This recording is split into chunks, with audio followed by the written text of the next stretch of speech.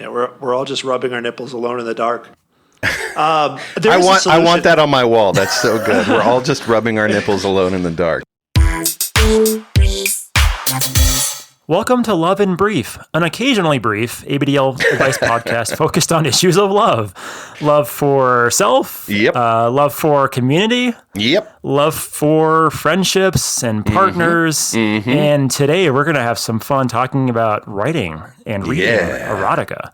Is it fair to say love for porn? Because this is my porn. Erotica is my porn. I love it's definitely this a form of stuff. porn. Oh yeah, me too. I was more of a reader back in the day. Haven't read in many years now, so I'm really excited to hear from our guests, learn from them, and just get reacquainted to this side of the community that I feel like I've kind of gotten estranged from. So. So I guess ROI, when did you first get involved with reading stories? Has it like been your whole life sort of thing? Yeah, so this stuff actually predated everything else for me. So like if I had an entree into the community, it was through erotica. Because little RY, in my early days of my adulthood was like surfing the internet, trying to find anything that looked like what I was interested in. And I was convinced, that I was the only person that existed and nobody had ever had this kink before. And then I found erotica and I was blown away. Like, I couldn't believe that I could get this turned on by, words on a page. And to this day, this is still my preferred form of porn, if you can call it that. I love smut. I want like a bumper sticker that says it. I just smut. Absolutely love erotica.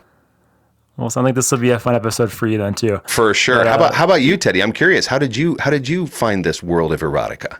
Yeah, I mean, I think it was pretty similar to you too. I mean, in my early adulthood, I think it was looking at some of the old ones like ABDL Story Forum. Eventually, there's a subreddit. We'll talk about some of the places to find all of this in the episode here. But it was engrossing because I could imagine myself in those scenarios, specifically if it was like a couple. And, I'm not one to look at porn that much. The visual doesn't really do it much for me. For me, being a demi, I love to imagine myself in the shoes of the characters. Yeah. And I think when I first found writing, it's helped me get more imaginative, have more fantasies, and kind of define what I want more. So I would love to help share that sort of knowledge with others, our listeners out there, so they can kind of do their deep dive, maybe learn about themselves, maybe just have some fun, right? Let's just have fun today. For sure. Oh, I love a good fun episode. Sometimes we do like a diaper episode or a porn episode, and it's just pure fun, and this is one of those episodes for me. Let's just have some fun. And let's highlight a couple of the angels, the saints who make this stuff, because I consume it. I don't make it, and I want to highlight the people who do. Yeah, me too. So we have two great guests for our episode today. Our first guest is John. John writes by the pen name A Fictional File. That's Phile. John has been an author for most of his adult life and started writing ABDL fiction about 10 years ago when he first joined the kink scene. He has written and posted ABDL stories of all types on various kinky social medias, is a published vanilla author as well, and is coming out with an exciting ABDL book this summer called The Crinkled Compendium, Femme Edition. So he plans to release many more beyond that too. So that was his the bio that was sent to me. But John, would love to hear more about all of that, and also tell us about your love. Hey everybody, how's it going? So I guess I'll start with where I'm feeling love.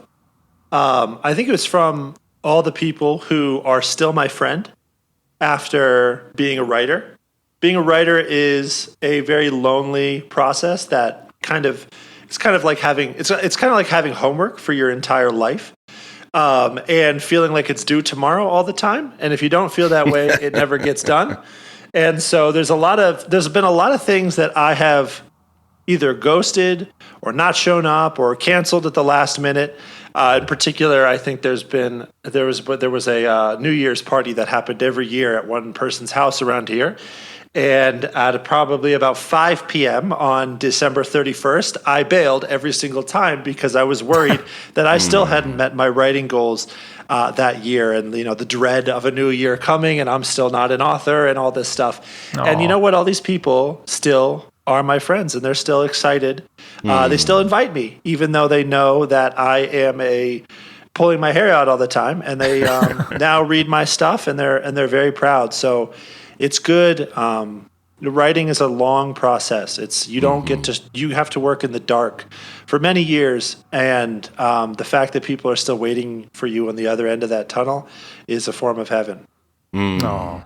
I love the way you're describing the writing process. And I do recognize what you're saying, which is like sometimes the writing process is lonely and dark and it takes a while. And I think I only see the end product, right? Right. When y'all make amazing content, I just get to see the final finished, shiny penny.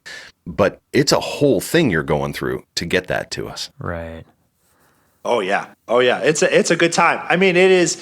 I wouldn't trade it for anything. But it is. Sorry, I just hit my mic. I wouldn't trade it for anything. It is really. It teaches you so much about yourself, about the world. It forces you to really improve. And I think I've become a more empathetic and more intelligent person by, beating my forehead a little bit on a keyboard. Yeah. Yeah. John, I'm glad you call attention to just the struggle of this. I mean, it's easy when you're reading a story, you just go onto a web page and read, a chapter here, a chapter there, and it takes you maybe 20 minutes. But the amount of struggle and effort that goes into that is good to call out early on here. The amount of time and love and attention that goes into this. So thank you for doing what you do. And, for sure. Yeah, I'm looking forward to talking more about your compendium coming up here soon. You're welcome. Excited. Yeah. So our second guest today, I want to go ahead and introduce her. So our second guest is Kimberly Rom, more frequently known as Kimmy. And she has assured us that she is not, in fact, the villain on the Usual Bet podcast. So I'm a little suspicious of that, but that's what she's telling us. I swear I'm not. The allegations are false. Okay, duly noted. Kimmy is the author of multiple novels and a smattering of short stories, including Breaking the Girl and Making the Best of It, both of which are available to read for free online at Daily Diapers and Legit Fic. We've met at CapCon a few times where she also runs several panels. So Kimmy, welcome to the podcast here, and please tell us about your love. My love is chaos. That checks out. I feel that, yeah. Everything is a result of chaos, and if you're not careful, I will go into my nihilistic religious beliefs. We'll do that on another episode, yeah. Well, feel free to invite me. I'll ruin everything. All right, perfect. I am chaos, I live by chaos, and I wouldn't have it any other way. Oh, I'll be interested to hear about how chaos and writing overlap. I tend to think of writing as being sort of a procedural process that you do this and then you do this. And I'll be interested to hear about chaos and writing and how they overlap. That's really really fun. Would you like me to start there? Almost. Can I tell you a story about one of your novels real quick? Please. I got a copy of Breaking the Girl at CapCon, and I was so thrilled to have it. And then Lola and I went down to the dark room, and I realized when I got down there, I had forgotten my implements.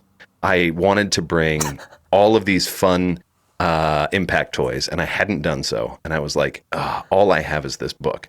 And then I stared at... Tell me you beat her with the book. I so beat her with the book. I stared at the title, and I was like, this is too good. So... And she will tell you to this day, it is one of the toughest impact scenes she has ever done. You broke the girl. I broke the girl with Breaking the Girl. That is fantastic. So maybe not even what's in the book, but also the physical book itself as a kid. I read it later, but at the time, it was an impact toy. Yeah. That is so good. Well, hopefully it had another impact on you. That's right. That's right. It did both. Good. It did both. That's good. Well, yeah, this kind of segues into one of my first questions for you both was, about your writing process. And so I know there's this concept called plotters versus pantsers. So plotters are ones who take time to really plot out their story and go, kind of sequentially through the process. And then pantsers are like flying by the seat of your pants. You just kind of write whatever the vibe is. And I'm getting a sense that I think we have two different perspectives on that today. So would love to kind of hear more. Yeah, Kimmy, since we already kind of teed you up, what is your writing process? And are you a plotter or a pantser? That is absolutely the impression that I get. I feel like John is absolutely a plotter. However, I used to run the ABDL writing panel at CAP. I haven't run it for several years, but it used to be one of the ones I really looked forward to. And one of the things I cover is, I don't call them plotters and pantsers. It's the architect and the gardener. Mm. The architect builds the framework, writes an outline, decides in general what beats they're going to hit, and generally has things planned out, which is definitely me. I'm very organized. I do everything in an orderly fashion. No way. I don't believe that for a minute. Really? Really? Then you've been listening. Yeah, from the nihilistic chaos girl, and then I don't buy organization. it for a moment. Yeah. I'm beginning to think you're that villain from the Usual Bed podcast. I'm not! Oh my god! Okay. That's so rude. The other side of that coin is the gardener, who plants seeds and watches them grow. I don't know what's going to happen when I write. All I know is the characters as I create them. And generally speaking, I don't even know what characters are going to be in a book when I start it. Oh. In Breaking the Girl, Seth didn't exist until Vanessa, one of the main characters, needed a best friend, because everybody's got a best friend. Yeah. And Fascinating. you plant the seeds. In Breaking the Girl, most of the characters in the book have some bit of my own trauma. I've been through enough shit in my life that I can break off any one traumatic incident, give it to a character, and let that be their core trauma, and watch them turn into an entire person. Interesting. So you would want to have some sort of core tension that would launch this character. Life is pain. Life is pain. Beauty is pain. And everyone in this world hurts. Everyone is covered in invisible fractures and scars that they've carried from the wounds that they've endured their entire lives. And it impacts every single decision every single person makes every single day. Is it important to have that in your stories, or is that just in your head how you build a character? So, do you play Dungeons and Dragons? I have. When you make a character, what's the most interesting part of making that character? For me, it's name, because I spend way too much time trying to think of a name, but I'm not that good of a D&D player. So why the name? It's just an exercise in creativity that I spend, again, way too much time. I'll spend 2 weeks thinking of that and not a single moment thinking of, are they a mage or a wizard? I don't know about that part. I just think of names. So then what does the name mean to you? Oh my goodness, this is philosophical. What does the name mean? It's a container, I think. It's a container that holds the character. Right. So you shape the character via the name. Yeah, I tend to start with a name. So that's where you've put your energy. And I promise you that name that you're shaping is based on your own experiences. Oh, for sure. So you're shaping this name, you're shaping this character, you're putting a little piece of yourself into that. And maybe it's a piece that you wish you had, or wish that was stronger. For me, it tends to be pain. That's the piece you put into the character from your own life. That's the place you start. It's what I've got the most abundance of. Yeah. And you knew what you were getting when you invited on me. It's perfect. You knew what you were getting. No, it's this great. is exactly really what we insightful. wanted. Yeah. And I love the architect versus the gardener analogy too, planting Yeah. the seeds, as you say. So, John, on your side, I would love to hear a little bit more about your writing process. Whether you're a plotter, a pantser, architect, or a gardener, as Kimmy mentioned. Well, I don't wear pants, of course. No, I was actually thinking, Kimmy, what you were saying about the names. Because I think back when I first started, I was writing all these other they're just terrible, like long droning, drivel novels of ABDL stuff. Inspired, yes, but also terrible. And I kept writing I love writing female bottoms, female, like women in diapers. And I kept naming them Justine, Jessica, Jennifer. And I realized that it was probably just because they had a J, and I was putting myself into them. And I was just like, and I noticed that about myself. I'm like, that's interesting. Because I was like, there was like the female version of me, as a character, right? And like what I would want, but like, fascinating. Love that. But I also like love at the same time, love diaper girls, right? So like it's like this tension, but I kind of forgot that I was doing that until you brought it up. That's so good. Wow, I love that. Yeah. As for my process, I am very much both. So my process is do it again.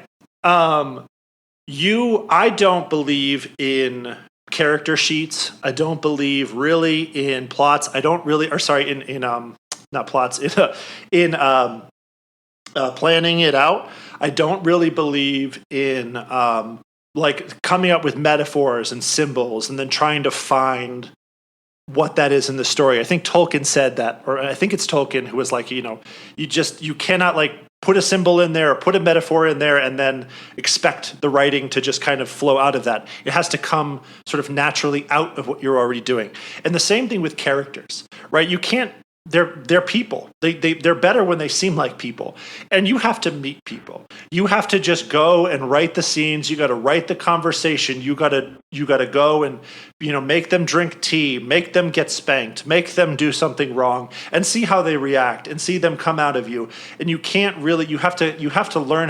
To me, at least, I have learned how to write such that the character kind of drives and they take it in the direction that I don't expect. And that makes them seem fuller and real, because if I try to plot them out and say, well, if they like this thing, then they like this thing, it ends up being wooden and strange and very unreal. So you have to meet them, and they kind of, come out of you as some shade of you, right? There's you in them, but you don't even know what you're putting in necessarily. You don't know that you're naming them Jennifer because it's, because my name is John.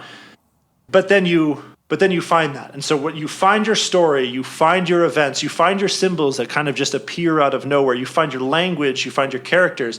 And after that, you throw it out and you do it again.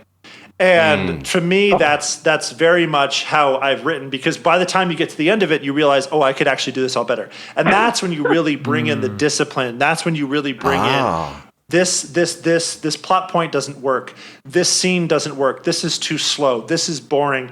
And then you break it. You just absolutely break it. And bring it to and actually use all the skills that you have, and then you actually write your story. Sometimes you get it right on the first try, but very rarely. I think in general, gardeners like the big most famous gardeners are Stephen King and George R.R. Martin. And both of them are notorious for not finishing things well. And the reason is because they love this pantsing thing where they're just going. And they but they don't have that really good editing skill to go back and say, okay, I got to this ending. Now, how do we finish it? I think they love that exploration, and they're very good at it. But they lose the ability. They haven't developed the ability to actually break it back together and fit it into the box, which is why. Because they're so good at writing life doesn't just end. So they don't write good endings. Yes. And that is, or in the case of George R.R. Martin, he's just not writing an ending at all. So no, he's leaving it up to the television producers to ruin it for everybody. Yeah. So, because it's not fun for him anymore, because it's become work in a certain sense. So I think I think that the most, and this is of course just my process of where everything works. I've written short stories on the first cut plenty of times. But I think a little bit of both is always really good. It's like, let yourself run 3 and then edit. And I think Tyler, the Creator, a rapper, I think said something that's very interesting. He said, create like a child, edit like a scientist. And I think that... Ooh, that's good. Yeah, I think that really describes the way I kind of approach writing and composition.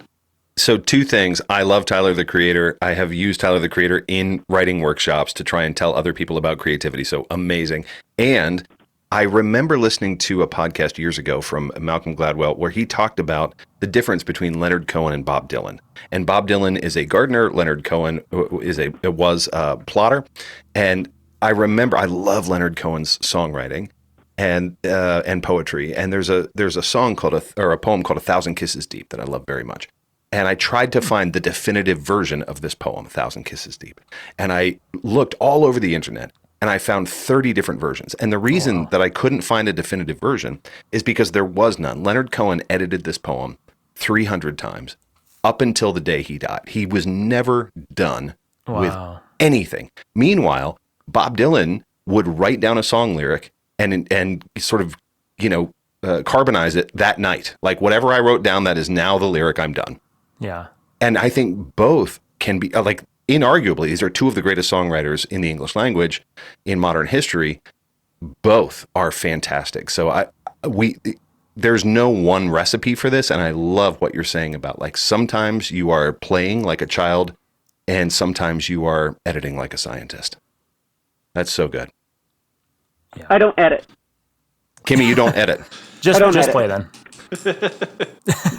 What you see is what I wrote. I actually don't even write in a word processor. I write in a notepad with no syntax highlighting, no spell check, no grammar check, no formatting whatsoever, no bold, no italic. It is plain text. Yeah. And I sit down and I write and I write and I write. I can crank out about 2,000 words an hour when I'm in the zone, and then you get it. Yeah, I'm curious, Kimmy, when you look back, or do you ever go back and read those works and think, oh, I would like to edit, or is it always like, no, it was just perfect because it was in the moment? So, every artist in any medium hates everything they've ever done. It's just a fact. You look back at anything you did in the past, you hate it. It's awful. What the fuck was I thinking? I'm terrible.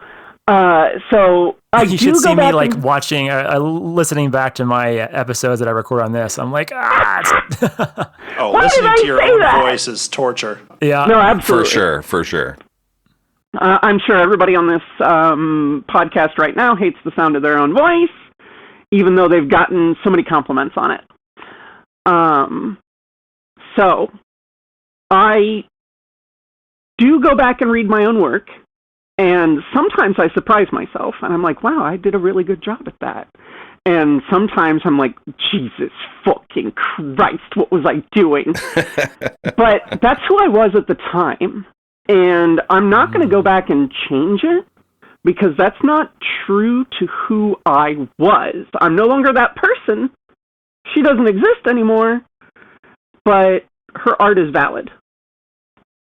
So it's really a snapshot. It's a Polaroid of you in that moment, not something that you would want to change. Correct. Right. Ah, and I think that's kind of a concept that's near to me is like perfectionism. I struggle with that, but ultimately perfectionism is the death of creativity in a lot of ways. So if you go back and try to refine it into a million different iterations and make it perfect, that strips away some of the humanity that you put into it. Yeah. Have you ever painted in watercolor? Yes, I have. Only as a kid. I took a class. In watercolor, in oils to a lesser extent, but in watercolor specifically, overworking a piece is the death of that piece. With watercolor, you have to be extremely deliberate and careful because you can never get the color white back. Yeah. There is no white in watercolor. White is the absence of other paint. So, yeah. Don't overwork it. Don't overthink it. Don't overdo it. Don't throw out your shit and do it again. What are you doing? One of my songwriting partners, I like to write music, and one of my songwriting partners and I have a rule that if one of us says it's done, then it has to be done, because we both have a habit of painting over the white over and over and over until everything is brown, right? Like we will add way too many lyrics, we'll add way too many instruments, we'll add way too many phrases, and we end up with everything sounding like mud. And I think pay attention to the white. You can never get it back is really cool advice. That's great advice. In watercolor, it's preserve your whites. Yeah, preserve your whites. Yeah, well, I love this attention on just how different writing processes can be, and maybe how that manifests in the reader's experience. I mean, I would say a lot of our listeners are probably on the reader's side of this, and we can certainly talk about, advice for those who want to become writers. But I'm curious from our guests, what are some of the best places right now for our listeners, for readers out there to find quality ABDL stories? And I know that it's shifted over time. I mentioned ABDL Story Forum at the start of this, and that is now gone. I was like, oh, it's gone now. I don't know why, but it's not there anymore. R.I.P. I had so many happy hours on there. And I know Patreon also banned a lot of ABDL stories a couple of years ago. That was a big deal. But yeah, I mean, for you to, if you're giving advice to our listeners on finding quality stories, what would you recommend first? Baby, I was on Bite Mine. What is that? You're not old enough to know Bite Mine, are you? No, I'm not. I am totally old enough to know Bite Mine. And wow. That's familiar. That is a callback. BYTEMINE. BYTE. Yeah, I'm the baby on here. I don't know. When I was definitely over 18 and discovering erotica for the first time. Yeah, it was there. So wow. I've got an entire rant on this, and I will go forever, so I'm going to let John go. Yeah, I mean, I don't have much to say because I'm struggling. I think it is, and I do have a lot. I do have a lot of what I think might be a solution to a problem that I feel exists. Is that it's all over the place. It's on Reddit. It's on DeviantArt, which is where I kind of was writing, because that's where I, in addition to writing, I look at a lot of visual art, which is reflected in the Crinkle Compendium, which we'll talk about later. But I like artists the most, and so I kind of that was my natural home. So that's where I started putting it. There's some on Tumblr. A lot of people tell me to post on Tumblr. I post on Tumblr. I kind of get overwhelmed by Tumblr. There's a site that I haven't really investigated called Ream. There is Daily Diapers, which is just basically big thread forums, which I also kind of it feels very disorganized to me. Kimmy, I understand why you post there if you like chaos, and there's probably other places, but I think the big problem with a lot of those stuff is it's indexed very poorly. It's very hard to find either the next chapter or the next story or categories, or they're not categorized well. And you have to basically, and the big problem with writing is that you have to read it to figure out if it's any good, if you like it, if it's what you want, right? Especially if there's a plot point buried on page 63. Yeah. You don't know what, it may take a turn into a fetish that you're not interested in. And it's very hard. Fetish. Right? You end up with a new fetish. Sometimes you discover stuff, but sometimes you're just like, oh no, I don't want to do this again. And that is not, it's not a problem that you have with other forms of ABDL expression. If you're looking at Floof and Fluff, who does my cover, right? And did my cover for the Crinkle Compendium and draws amazing art. You can make one judgment and go, wow, they're extremely talented. I need to see more of this immediately, right? And with all of the artists that I worked with in this book, you can just say, wow, they're really talented. With it, when it comes to, if you want to go on Just for Fans, right? You just see one of their posts and you're like, oh, I'm really attracted to this person, and they seem to be really, really hot, and I'm gonna maybe subscribe to them. With writing, you have to basically do the work, and it means you can churn through very little of it, and you have to rely much more on likes. And I think we've all learned, there's some people in this scene, I believe it or not now, you can be 22 and be younger than Facebook. So that's scary. And so they've lived in this world with likes and with updates and with points and with algorithms and virality. And I think I don't think any of us would judge our personal lives with whether or not our picture got enough likes on Instagram. So I don't know why we would judge art that way. And it's a very, very ineffective way to figure out what's actually good. It more reflects what the culture is of whatever that art is or whatever that website is. I know that I barely get any love on some places, and then I get tons of love on others. And it's because everyone in this place, I didn't even realize it, is, maybe they're all furries here, and I didn't really know that. And so they don't like my stuff because I'm posting non-furry stuff. So I get 2 likes and everyone else gets 80, and I don't really get it. Not knocking furries, but there's just there's different cultures, right? I think usually it's like if I post a diaper girl story to a diaper boy place, no one's interested, which I didn't really expect, but yeah. It's very hard. It's kind of a wild west, and a lot of stuff is very buried. So I don't really know. I don't have a lot of good recommendations because I find it hard. And part of the reason why I write is because I wasn't finding what I wanted to read. Yeah. I love what you said about how sort of the algorithm nature and sort of the what camp am I in nature of publishing on the internet affects, like I completely agree. It's not a good metric of how good the fiction is. It's a good metric of what got lifted up in this community in this moment for whatever reason. And I have found some of my favorite works buried under, 0 likes or 0 attention because, let's say, for instance, Reddit, and I'm a frequenter of ABDL Story Forum on Reddit. It's r/ABDL Stories. Right. But I've found some of my very favorite stories buried because, they happened to publish it at a time when nobody happened to be reading, and then nobody gave it that first, like or whatever, and then it just never showed up. So completely agree. There is no good system today. You were the first and I think only comment on one of the stories I posted to Reddit. Is that right? Really? Yeah. Which one? It's in the Crinkle Compendium, and it's Grandeur. Oh yeah, I'm the only comment. Okay, guys, go comment. Maybe the only one. Go comment on Grandeur on ABDL Stories on Reddit. But yeah, so yeah.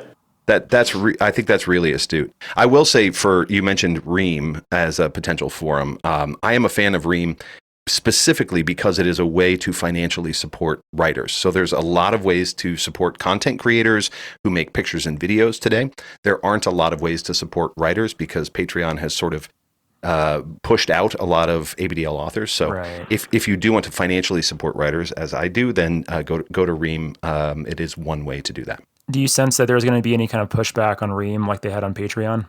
I don't know. So far, there hasn't been, but probably eventually we sort of get pushed out of every major forum. Community, yeah. It is. Just for Fans seems to be the only content forum that is surviving, and Tumblr somehow, even after multiple attempts. But in terms of a paid platform, I do like that Ream allows us to support our favorite authors. Yeah. Okay. I had a question. Oh, go ahead. You ready for a hot take? I'm ready. The problem is that you shouldn't have to support your favorite authors. The world should not be so dependent upon capitalism that you have to monetize your joy. You should be free to make art for the sake of art and not have to have a side hustle to pay for your survival. Oh, man. I mean, this is a whole different podcast, but I totally agree with you. Preach. That is so astute. Yeah, I mean, we can talk about the problem with capitalism on 70 other episodes. I completely agree. Yeah. Well, you know what to invite me over for. Yes, that's right. I do. I have a question about ABDL fiction, y'all. What do you think makes for really good ABDL fiction? And I called it porn and smut earlier because it makes me horny, but it doesn't have to be porn and smut. It can just be really great fiction. What makes for good ABDL fiction? So, it's always going to depend upon the reader. Just like any form of art, not every bit of art is going to appeal to every consumer. And I hate the word consumer. I shouldn't have used it there, but there we go. I read it for the plot. Not everybody's going to. Some people are going to want to get right to the diapers and be done with it, you know? For sure, yeah. So it really depends on what the person is looking for. Mm-hmm. And to your previous question on where to find it, this is kind of like, it's intertwined. So the internet right now is siloed in a way that it wasn't back when it was young, because there was less of it. You didn't have a search engine that worked worth a damn. Not everything was controlled by Google, and Discord had not yet ruined everything. Discord has lived long enough to become the villain.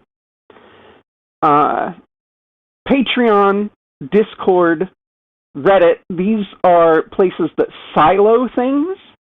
They split it up so that you can go for exactly what you want and deal with nothing else, and then you have no way of discovering them. This is a great point. It's not a garden that we walk through anymore. It is a beeline to the one thing we came in looking for. Correct. Yeah. Because you are the product. Right. And they are rewarded by giving you exactly the thing you said you wanted. Correct. There's a big discussion in vanilla writing as well about exactly what Kimmy's saying, where they call it like trope reading, where people are reading based on tropes and they're picking books based on tropes, which is fine sometimes. But then people are definitely closing out a lot of the possibilities of discovering what they might also like, because they're stuck to enemies to lovers and they only read enemies to lovers books, and they've blocked out a lot of fiction, and this has caused writers to only be writing towards these tropes. So yes, that silo effect is occurring not just in ABDL writing, but in kind of a lot of different art. And I mean, you could get into it what Spotify is causing in music as well, with the shortening of songs, so you can end up you can get more plays, for example. Trope reading, that's so good and feels very familiar to my experience. Like I have. Even I can admit, like I have been sucked into trope reading as well, where if I don't see the thing I'm looking for in the first 8 paragraphs, I may not make it to page 2, right? I think that's really, really good, and a great watch out for those of us who want to discover new things, but are rewarded by these sort of quick fixes. Right, and I think that the algorithms now driving all of the content that's coming towards us, it's kind of out of our control, and we're all living different experiences on the internet now versus back in the day. We, the same things went viral, but now my feed looks completely different than RY's feed, than John's feed, than Kimmy's feed, and we don't have this kind of shared cultural touchstone either. I think that's also impacting, the direction of media in general and writing in particular.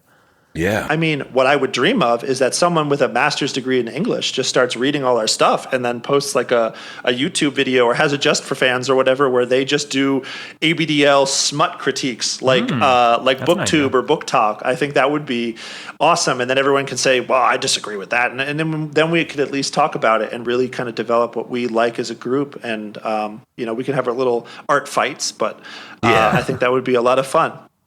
That's the name of one of the panels I run. Oh, nice. Say again, Kimmy? Art Fight. That's the name of one of the panels I run. Oh, that's cool. Art Fight. I didn't know that. Yeah. That's the one where I give challenges to all the artists, all your favorite ABDL artists, and then they have to be on stage and draw it live. Oh, how fun. I love it. And what this does too is it helps the writers feel less siloed, less lonely, as John said at the beginning. It's more of a process. It's more of a collaboration at that point. One of the ones that I haven't promoted here, our good friend Penn runs a Discord called the ABDL Library. And it is a community for writers wanting to share criticism both in the nature of curation and in the nature of self-improvement, the way we were talking, the way the ABDL story forum used to be. But because discoverability on Discord is non-existent, you didn't know it existed. Nope, I have no idea what you're talking about. Yeah, exactly. That's cool. And you're a writer. Yep, I've never heard of it. There's an entire Discord that's just for writers looking to connect with other writers and share the writing and improve, and it's there for readers to have a single place to go to and consume stories. And what we want to do, we collectively, us, the readers, who definitely should not have the onus put upon us, but what else are you going to do? The Usual Bet has a Discord. Does Love and Brief have a Discord? Nope. Each one of us who has a following, a community, has the ability to connect with other communities. I want to know when people are, maybe we have folks listening who don't even read ABDL fiction today. Those fools! I know, right? When people are seeking out ABDL fiction, what do you encourage folks to, how would you encourage folks to explore this if they're exploring for the first time? Not necessarily the forums they might go to, but how do you encourage them to approach ABDL fiction? Approach with an open heart and be ready to be surprised. Mm. Don't necessarily look for your favorite trope because you might miss a gem. Mm-hmm. Mm-hmm. Yep. Ask for recommendations from the communities of which you are a part. And if you are not a part of a community, fucking get over here. Come on over. We're got room here. for you. Talk to us. RY, you'll talk to people. Teddy, I've talked to you on Tumblr. Yeah, For sure. Like, we talk to people, and as for what's going on in Panda Pants' DMs, I'll tell you right now what happens. It's the message hi. Yeah, I know. It's just hi. Just you know how many highs I get a day? Oh my gosh, I know. Just I know. hi. No, do talk to us, Yeah. but also have something to say. Yeah, ask.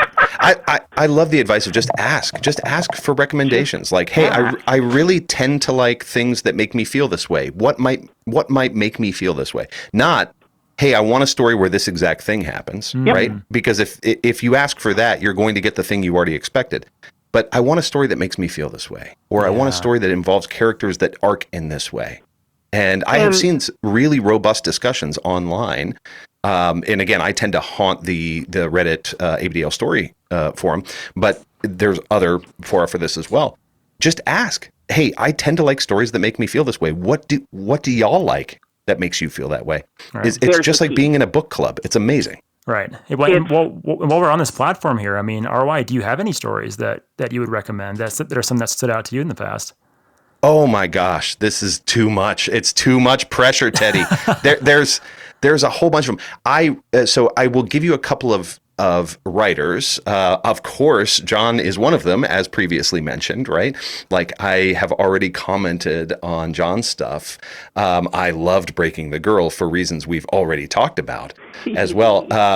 I really liked, we actually had an episode with Alexis Bridges, who I don't know if she is still writing, but we had an episode. We had to take it down because the other guest wanted their episode taken down, and we're happy to honor that.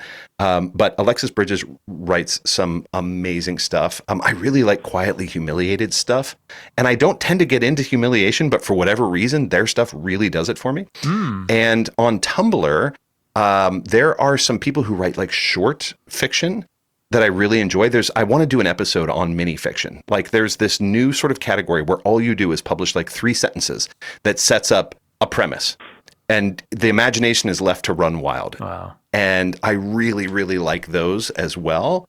I will real quick just plug a couple folks that I really love for that micro fiction. I love Tumblr. Somehow Tumblr survived its attempt to purge ABDL and is continuing to rage with fun ABDL stuff. Emily8350 on Tumblr is really good for that microfiction. And Fairies the Second is really good for that microfiction. And then on Ream, I actually pay to follow a couple of folks. I mentioned Quietly Humiliated. I also really like Elfie, ELFY on. But I mean, this is just my particular bent. These are things that I like. I just encourage everybody to find the stuff that you like. And if it means, Ream and supporting somebody, great. If it's just, casually perving on Tumblr or Reddit, great. But do go find the stuff that you like. Teddy, I'm curious from you, because you asked me, do you have favorite stories? Do you have favorite? Oh, good question. Present company excluded, because I know you invited them on the podcast for a reason. But do you have other stories or writers that you really like? Yeah, I mean, I kind of mentioned it at the start. I haven't been in the scene with the writing side of the community for quite a few years now, but I remember there was one story, it stuck with me. It was from this writer called Sol Sombra y Soldados on the ABDL Stories subreddit. And I think the story is called Baby Brianna, and it was a 26 chapter novel. And I remember sitting there late at night, just reading chapter after chapter. I just could not stop. It was basically this college woman who was basically over the whole story regressed more and more to a baby state. And I remember just putting myself into the shoes of the person doing the regressing. I'm like, wow, this would be so fun. And this was before, I left my first marriage or left my marriage and then started this whole journey of figuring out what I'm all about. Yeah. And so that was like kind of filling in the gaps for me. So I loved how I could put myself into the story and learn about myself from it, And I think it was just great writing. Really good character development. It was like a slow burn too. It wasn't just all in all at once, and good world building too. I think there are even some spin-off stories. So I really, this conversation's inspired me to get back into, seeing what's out there now because it's been so long. So, when are you two starting the ABDL book club? I was just thinking when you said, RY's recommendations, it reminded me of like Oprah's book club. Like we need to start an ABDL book club and just make recommendations to each other and share. I love that. That's a great idea. On your Discord. On my Discord that doesn't exist, but could. Teddy, one thing I noticed when you were describing it is that you described a couple of things that matter to you. Like you described a slow burn. Yeah. You described a long arc, like a big story. Yep. I wonder, are there hallmarks of really, for whatever reason, attractive to you, ABDL fiction that you look for? Not tropes, but hallmarks. Yeah, and I'm certainly not going to be a philosopher with any of this, but just from my casual reading of stories, I love how you start from like a general, like real life premise. There's nothing, like kinky about it yet. There's this, these adults that are going about their daily lives working. And then there's just these little sprinklings, like these little conversational things that are mentioned, like, oh, that's so cute, or oh, what a baby, and then as the story goes on, chapter 2, chapter 3, it just kind of gets a little bit more, and it just kind of keeps you hooked. At the end of each chapter, there's like a little bit of a foreshadowing for the next chapter, and it kind of locks you in. And I just find the hours melting away. Again, this has been years ago now, but just staying up until 3 or 4 in the morning, just way, way too long, and then losing track of time, and that doesn't happen to me very often. Isn't that wonderful? Yeah. I mean, you just get in the zone and just sort of fall into a story like that. I love the idea of counting the time of your life by how many books you can read. Like you only get to read a couple thousand books in your lifetime. Yeah. And the ones that just melt away the time are magical. Right. And Kimmy and John, I know we talked about, the beauty is the exploration, but are there things that tend to hook you, that tend to get you? Are there hallmarks of a story that really gets you excited? Yeah. So, I'm not going to delve into like specific fetishes that really Sure. I don't think that's your question. I would love to. But what I find is a hallmark of a really good story and how I know the story is working is when I feel it's almost like a negative feeling. It's a sense of almost melancholy that I'm not there. That these characters are going to go and they're in this, they're fucking their brains out, whatever. There's embarrassing stuff happening. Yep. And I am I can't jump through my screen. I can't jump through the page. They're going in this hotness, and there's almost this knot of like longing that I have that I can't be a part of whatever they're going through. Yeah. And that's when I know that someone has really hooked me in whatever it is and however they've done it. I just, I can't get enough of it, and I want there to be more because I feel like every bit is like some drug, and now I have to go back into my real world. It's that feeling that you get, when you're in a movie theater and the movie's over, and then all of a sudden you realize that you have like arms and legs again. And yes, and you do all that weird stuff, and you're like, and you stand up, and everyone else is standing up, and you're all looking at each other because you're all feeling this feeling like, do you want to talk about what just happened? Right, you're right. picking up your popcorn and you're like, you feel very awkward at that morning. At that Yeah, moment, yeah, everyone yeah. feels like a kid again almost. Yeah, I love that. Kind of like when you finish reading the book, you just go, like you feel like the real world isn't the real one anymore. Right. And I think there's some ABDL content that can do that. Honestly, one of the things that this isn't actually fiction. One of the things that's doing that for me right now is does everyone here know Piece of Soap? Nope. Yes. So Piece of Soap is it's probably one of the most popular ABDL illustrators Fact. out there. Has been doing it for years and is making video games. And I forget they're partnered with an author. Kimmy, do you know which author? Personalius, a great author. So they're partnered with Personalius to make this the video game, and it's like a choose your own adventure video game. And Perpetual Change. Wow. Perpetual Change is the first one, but they actually have a new one, which I actually like even more, which is the Hive. So I would go check out. If you want it, like you can download it. I think it works on both Mac and Windows. Go check out Piece of Soap now.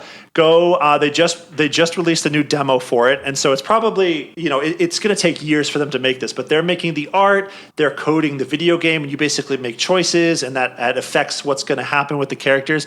And oh my God, man! Like I just see the images. Every Wednesday, Soap updates it, and I like see more pictures, and I'm like, oh fuck! Like I want to be in that thing. That is so cool. It is the Hive is so hot. That's we have to do this, Makers. It's fantastic. This is the next Makers app. That is so good. That is I awesome. didn't know there was a video game. I have to pursue Piece of Soap on this. Very cool. I do wonder. In just a moment, by the way, I'm going to ask about your stories that you want to recommend people pursue. So just be ready for that. Just y'all, John, Kimmy, be ready for that. I do wonder, is there anything in ABDL fiction for you personally, and I know it's just a personal thing, is there a trope that you wish would go away? Is there something that pulls you out of the moment? It may not be true for everybody, but it's true for you. Fan fiction. Fan fiction. Okay, so they take another property and turn it into an ABDL story. So Yep. Kimmy, I don't know if you want to say something. Well, I think I want to ask a clarifying question on this. Is it all fan fiction, or is it specifically toward large, already overdone properties? Both, but generally all fan fiction.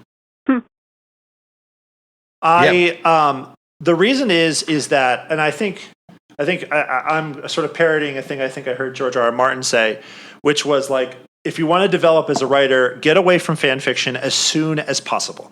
You need to learn to develop your own characters. You need to learn to hook me in with new stuff. Don't rely on someone else's world. Don't rely on someone else's characters and things and try to then change it a little bit or add plot.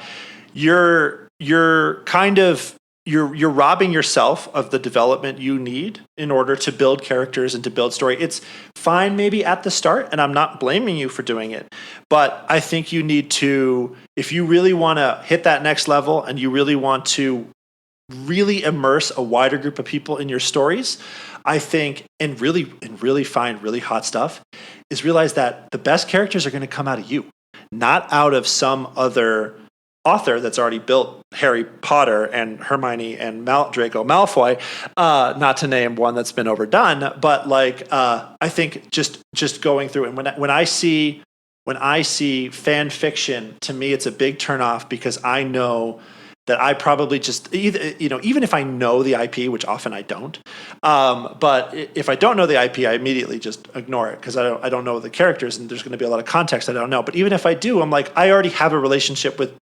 Hermione Granger. I've actually met Emma Watson. I don't need to, I don't want to read it, but it tells me that you probably are missing some other stuff in your writing that means I don't want to invest my effort into it. I'm sure there is good fan fiction in there. I'm sure I'm going to make some people angry, but I think you could do more. And I think make those own characters from yourself and your own bits of trauma and pieces of your life, and it's going to be so much better. Much better. Trust me, work on it. You know, it's interesting that you mentioned that. As I said, it's all just personal opinion, but I don't tend to read fan fiction either. I do tend to think of it as like the Guitar Hero of fiction writing, where like Guitar Hero helps people understand rhythm and feel music for the first time who have never performed it. But is it making music? No, you're playing Guitar Hero. I don't tend to read fan fiction either. I wonder, for some folks, maybe it's a good on-ramp. I don't know, but I'm with you, John. That doesn't do it for me. Kimmy, for you, what is there a trope or a particular type of thing that sort of checks you out of a story? Male subs. Sorry. Male subs. Yeah, that's just not your thing. Yep. No, because I can't identify with it. Yeah. But fan fiction, absolutely agree. I think it's a great place to start writing, which is why the Martin quote is get away from it as soon as you can. As soon as you can, yeah. The best writing to do is the writing that you do, and the best time to start is right now, and make the smut you want to see in the world. Yes. Another bumper sticker. I love it. Make the smut you want to see in the world. I did this. I wrote a story once. Baby Bear and I teamed up on a story once to voice it. And it was just the smut I wanted to see in the world. It just that day, I really wanted to see this particular story happen. And so I wrote it. And it just to this day makes me, I might be the only person in the world who likes it. Right. But it made me happy. And I think that is the writing that needed to happen that day. That was me writing that the perfect caregiver day story. That I have on my FetLife. I've only written one story in the ABDL world, and that's it. And it's very particular to me. It works for me. Other people seem to like it too, but and it's personal. It's part of me. It's I put my heart into it. You make the art that makes you happy. Exactly. Yeah. That's the I love that advice, I Kimmy. think too. Yeah. The time to start is right now, and the story to write is the one that you write. That's all. Right. Bingo. I was actually about to ask Teddy. Teddy, can you guess the thing that takes me out of a ABDL fiction story? I know some of my close friends know the one phrase that will pull me out of a fiction story immediately. Ooh, have I shared this with you? I don't think you have. No. It's whenever somebody writes, use their diaper, quote, for its intended purpose. Oh, really? That is the most awkward way to say that ever. It's so weird. And I don't know why all of the ABDLdom decided that that's how we say that. And then we've been doing it ever since. There's something about that phrase. Otherwise, I can read almost anything. But as soon as you write, use your diaper, quote, for its intended purpose, I just am like, I'm done. Close the book, walk away. Isn't it weird to have a very particular phrase, but that's mine. I love how everybody has different preferences here too. Right. So, somebody else, that might be their perfect phrase, right? I don't know. Yeah.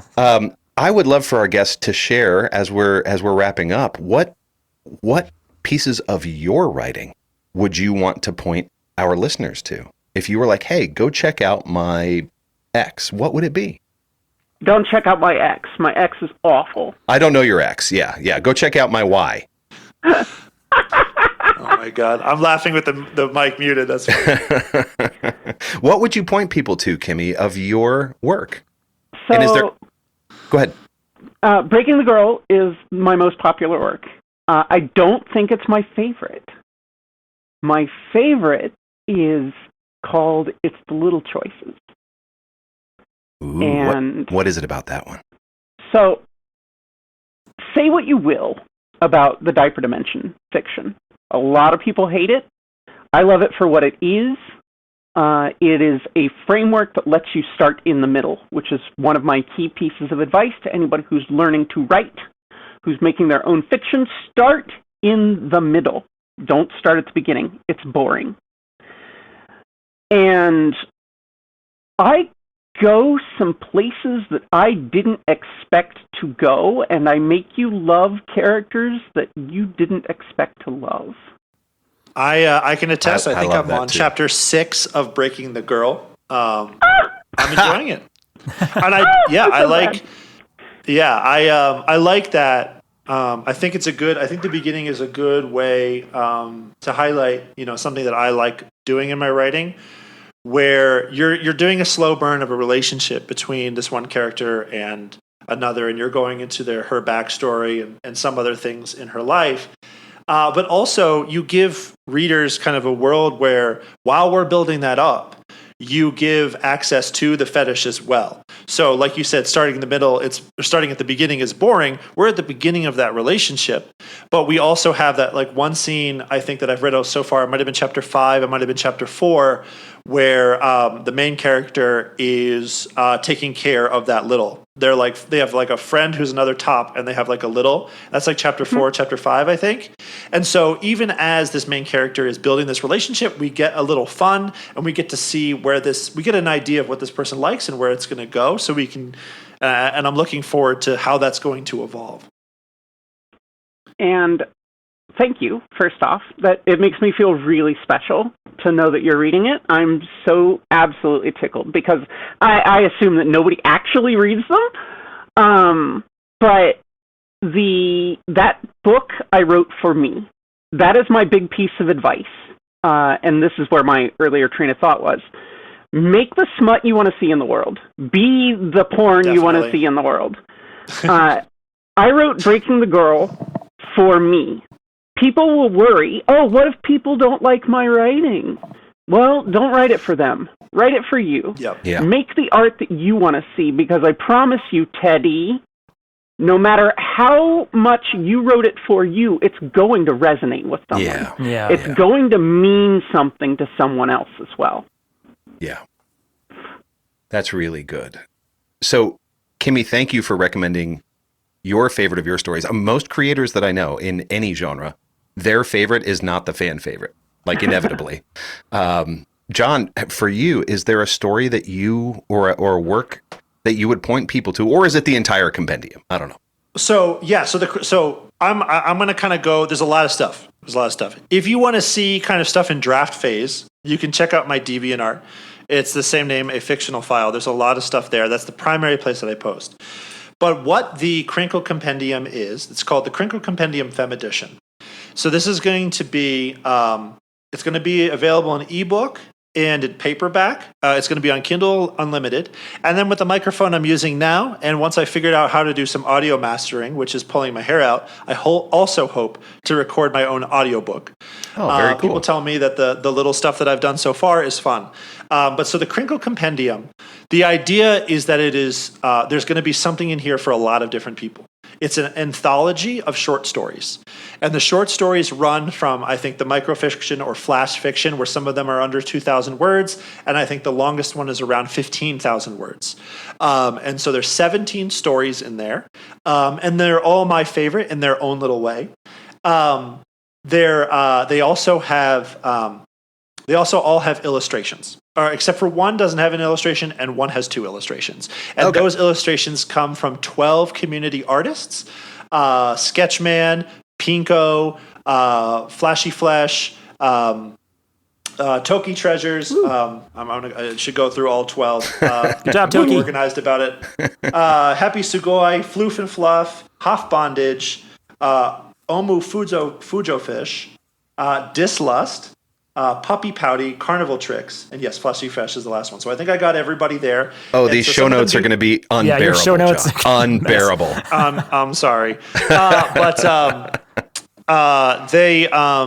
They all did great work. Some of them have 2 pieces in there. Some of them have just one. So you get a short story with an illustration. It's a picture book for you babies, in case so whoever the caregiver is can look at the picture so they pay attention, because maybe they can't read too good. And there's a little bit in there for, I think, everybody who's into kind of diaper girls. That is the main theme of the book. So all the stories feature a woman as the bottom. There's 2 stories that feature kind of from the daddy's perspective as they're topping their little girl, but the rest are from the little girl's perspective. It skews heavily DDLG.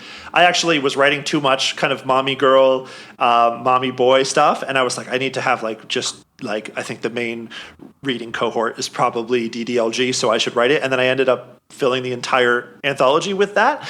But there's going to be more of mommy girl stuff coming soon. But this one it's very DDLG. And I heard from a lot of ABDL women in my life that they're like what Kimmy said, like there's a lot of male subs, and they go and they read a lot of stories, and a lot of the upvoted stories are about male subs, which is great. I write those too. But I think I wanted to write something for all of the girls that I find so brave and so sexy all the time. I want to give them something, because a lot of them like to read their smut as well. Yeah. So that's the story. There's a wide range. Some of them are more regressive. Some of them are more kind of fetish, like they could happen in real life.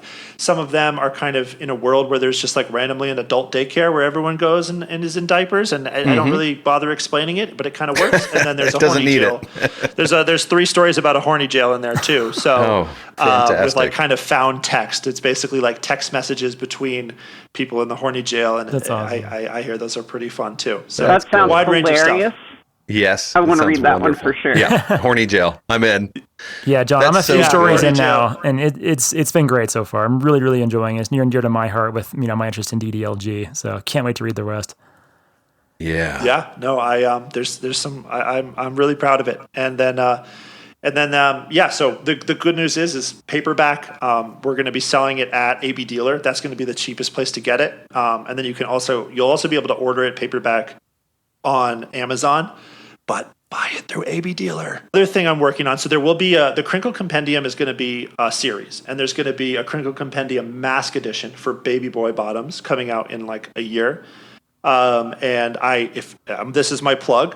If anyone out there is an ABDL illustrator who likes drawing male subs, or if anyone wants to be the character model for those illustrators, reach out to me on my DeviantArt or my socials, A Fictional File, because we're gonna hopefully get started with some of that in the next couple months.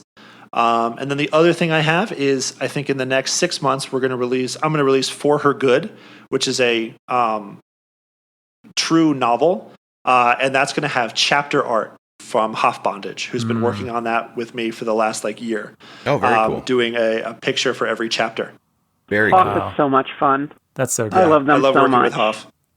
RY, I think we're in the Yeah. golden age of ABDL makers. It's amazing. We really how many are. things are going on right now.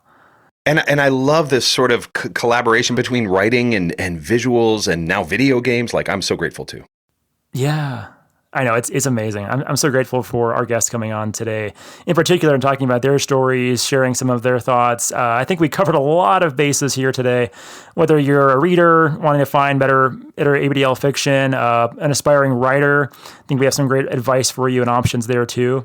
I'm just looking forward to diving back into this world myself, reading some more stories. I'm excited. And there's other topics I wanted to cover today too, like the future of ABDL writing. Obviously right now AI is a big topic, but I think we will save that for another episode. That is, I think, a topic in its own right. For sure, we have for sure. Many future ideas from this episode to follow up on. But in Yes. closing here, we'd love to ask our guests, what is a good way to get in touch with you if folks wanted to? John, maybe start with you. Yeah, absolutely. So A Fictional File, that's the letter A, and then fictional, and then PHILE at the end. And you can find me on Blue Sky, on Twitter, and you can email me at that email at gmail.com. And then, but the main place where I'm most active with a lot of my stories is DeviantArt for now. DeviantArt has some problems, so I might leave. But yeah, reach out to me on any of those. If you want to do art with me, if you want to, if you have a story idea, or if you want to have your likeness used potentially for a model for one of these artists. Awesome. So we can enshrine you in the Crinkle Compendium forever. Awesome. Yeah, and just a personal note, thank you so much for supporting ABDL art. My partner Toki is one of the artists you mentioned, and she was just absolutely thrilled to be a part of that. Kimmy, if you would have folks get in touch with you, what would be the best way to do it? So I'm always on the Sophie and Pudding Discord, which is the usual bet Discord. Feel free to @ me. I love to talk to people. Worst case, I'll say I can't really talk right now. I'm busy. I'm sorry.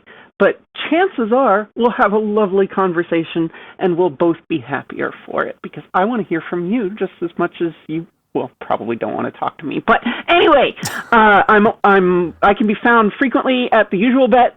It is recorded by my roommates right across the hall from the room that I'm in right now, which is why I constantly break in and interrupt their podcast. I'm also on Tumblr at bby-kimmy, kimmy.tumblr.com. And feel free to at me there, too. So you were the villain on the podcast. I see. No! Okay. Yeah, I do want to plug that, though. The Usual Bet podcast is great. I've listened to one of their live recordings at Capcom. That was super fun. Sophie and Chloe do that, and definitely want to go recommend that. Great podcast. Lots of good ABDL podcasts out there now. I recommend it, too. I've listened to one of your episodes about a backroom story. I thought it was pretty funny. Yeah. I interrupted that one.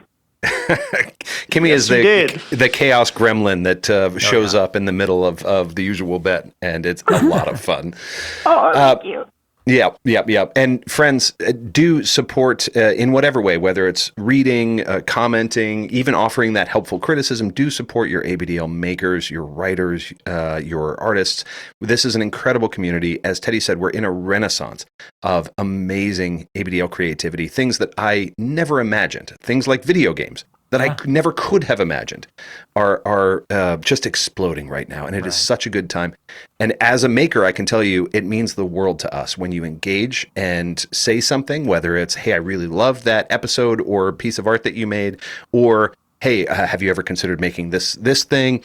It just means the world to us when you engage. As Kimmy said, we can't believe that you're actually engaging with our stuff, no matter how many people do it. So please do. The greatest compliment I ever got, and I'm not kidding about this, was a person came up to me at Capcom and said, I've come to your writing so many times.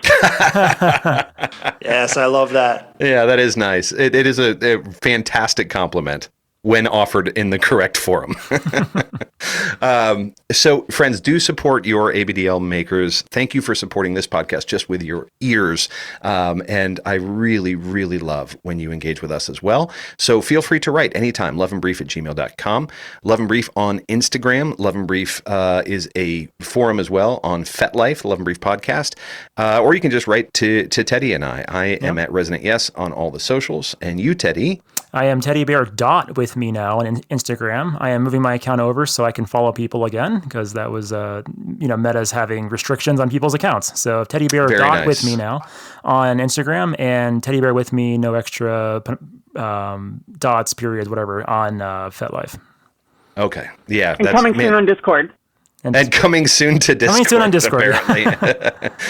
But huge thanks to John and Kimmy for being with us today and for talking about being an ABDL fiction writer. Friends, I wish you many happy chapters of reading and much wonderful smut in your future for both of you, both writing and consuming. And for all of our listeners, again, I hope if you do not currently read ABDL fiction, go let your imagination run wild. It is just so much fun. And that's it. This has been another episode of Love in Brief.